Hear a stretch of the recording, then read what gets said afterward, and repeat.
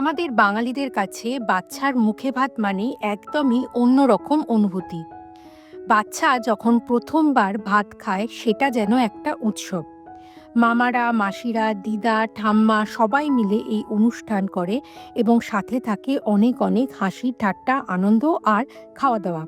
কিন্তু বিদেশের মাটিতে, বিশেষ করে জার্মানিতে, এই আয়োজনটা একটু অন্যরকমভাবে হয়।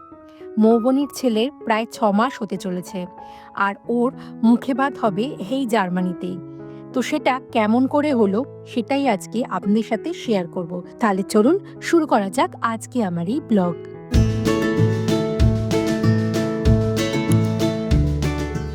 আজকে শনিবার। আজকে মৌবনির ছোট ছেলের আজকে মুখে ভাতের অনুষ্ঠান আছে। তবে আজকের অনুষ্ঠানটা একটু অন্যরকমভাবে হবে। আমরা যারা দেশে থেকে যেমনভাবে অনুষ্ঠান, এই যে মুখে ভাতের অনুষ্ঠান করে অভ্যস্ত, সেখান থেকে এটা একটুখানি আলাদা। আজকে আমি বানিয়ে নিয়ে যাচ্ছি শুকনো মালপোয়া।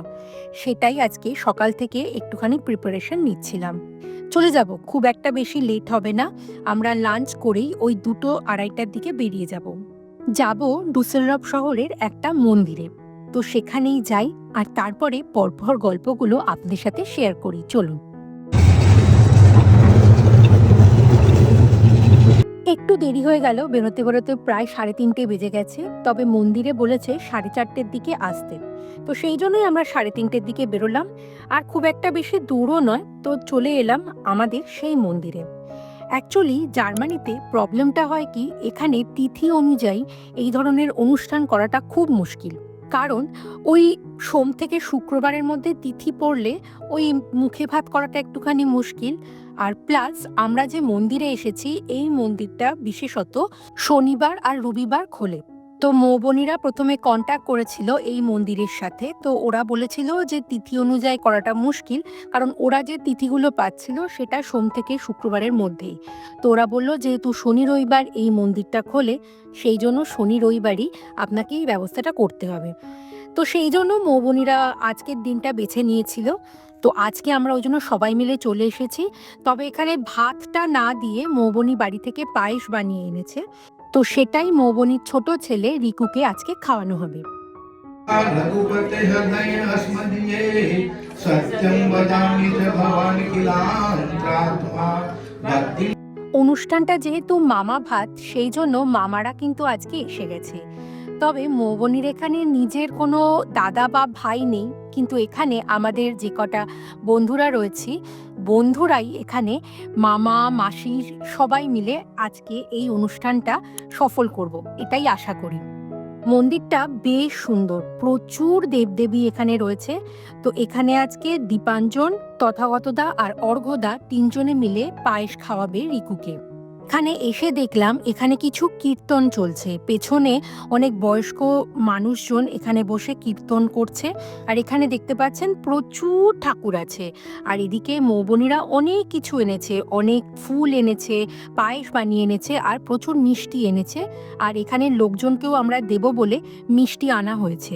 তারপর একটা নির্দিষ্ট সময় পরে ওরা বলে দিল যে নিন, আপনারা এবার খাইয়ে দিন। এখানেও কিন্তু পায়েস রাখা আছে, সেই পায়েসটাও আপনারা খাওয়াতে পারেন যদি বাড়ি থেকে আপনি পায়েস বানিয়ে না এনে থাকেন। তো এখানে টুকটুক করে দীপাঞ্জন, তথাগতদা আর অর্ঘ্যদা সবাই মিলে রিকুকে পায়েস খাইয়ে দিচ্ছে।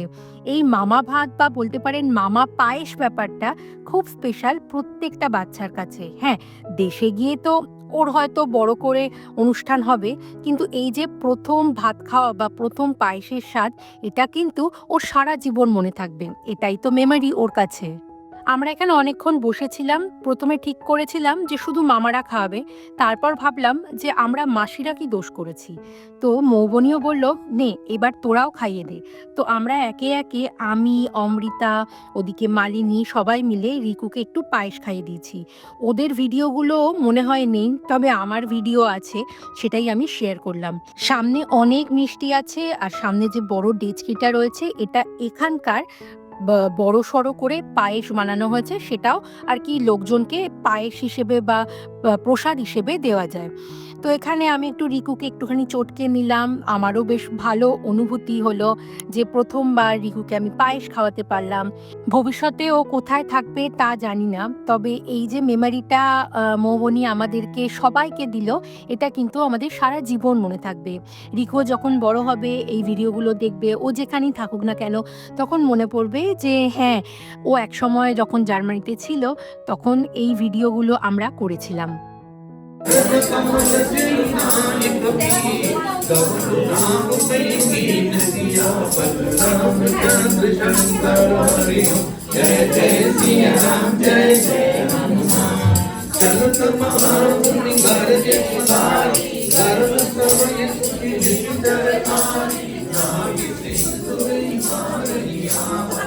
তারপর এই সমস্ত কিছু হয়ে যাওয়ার পর ঠাকুরের আশীর্বাদ নিয়ে আমরা ওখান থেকে বেরিয়ে এলাম। এবার আজকে যেহেতু মুখে ভাত বা মুখে পায়েস বলতে পারেন, তো এরপরে তো আমাদের কিছু খাওয়া দাওয়া হবেই।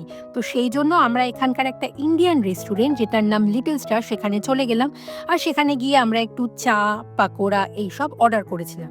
আর সঙ্গে বাটার চিকেন, নান এইসবও টুকটাক অর্ডার করেছিলাম। তো এইসব খাওয়া দাওয়া করতে করতে আমাদের বেশ সন্ধে হয়ে গিয়েছিল। এবার আমাদের বাড়ি ফেরার পালা। তো আজকে রিকুর এই মুখে ভাতের অনুষ্ঠানটা আমাদের খুব ভালো কাটলো, মনে থাকবে সারা জীবন। আর আমার এই নতুন এক্সপিরিয়েন্স আপনার সাথে শেয়ার করলাম। তো কেমন লাগলো সেটা অবশ্যই কমেন্ট সেকশনে জানাবেন। রিকুর জন্য অনেক অনেক আশীর্বাদ আর ভালোবাসা রইল। তো আজকের ভিডিও এই অবধি। এই ভিডিও যদি আপনাদের ভালো লাগে প্লিজ একটা লাইক করে দেবেন। ইউটিউব থেকে দেখে থাকলে আমার এই চ্যানেলটাকে সাবস্ক্রাইব করে দেবেন। আর ফেসবুক থেকে দেখে থাকলে আমার এই পেজটাকে ফলো করে দেবেন। তাহলে চলুন, খুব তাড়াতাড়ি দেখা হবে পরবর্তী কোনো ভিডিওতে। ততদিন পর্যন্ত আপনারা সবাই ভালো থাকবেন। বাই।